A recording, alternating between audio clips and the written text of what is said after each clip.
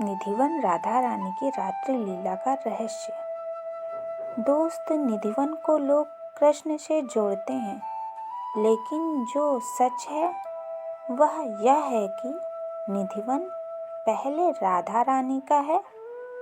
कहा जाता है, रात जब गहराने लगती है और वृंदावन की गलियां शांत हो जाती हैं, तब निधिवन में कोई प्रवेश नहीं करता, क्योंकि यह समय किसी दर्शन का नहीं, राधा रानी की मर्यादा का होता है।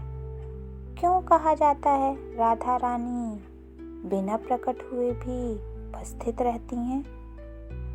राधा रानी कभी अपने होने का प्रदर्शन नहीं करती।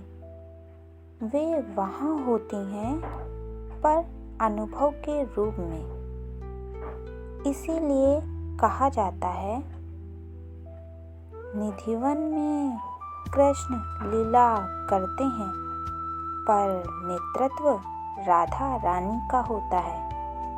कृष्ण भी वहाँ राधा की आज्ञा से ही आते हैं। रात्रि में निधिवन का सन्नाटा क्या कहता है?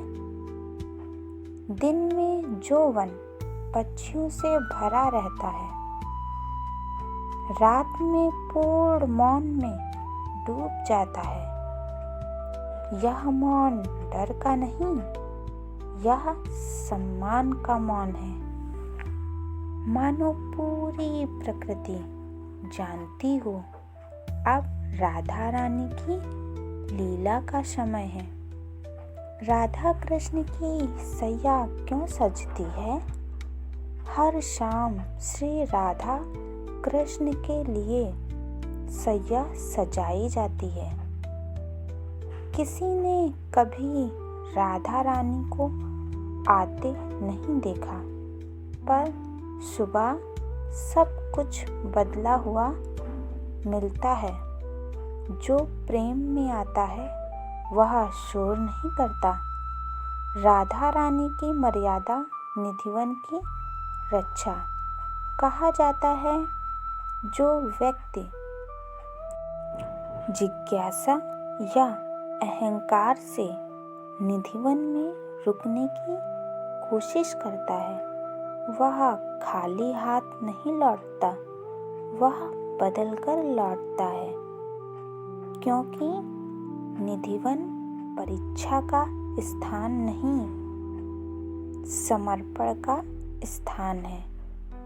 दोस्त, राधा रानी कभी चमत्कार नहीं दिखाती। वे चुपचाप जीवन की दिशा बदल देती हैं। अगर कभी निधिवन के नाम से ही मन भर आए तो समझ लेना, वह कृष्ण की नहीं, राधा रानी की कृपा है।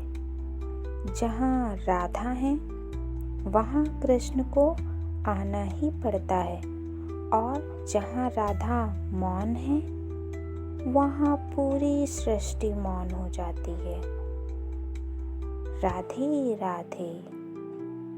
वीडियो पसंद आई हो तो वीडियो को लाइक कीजिए और चैनल को सब्सक्राइब कीजिए, और कमेंट बॉक्स में राधे राधे लिखिए।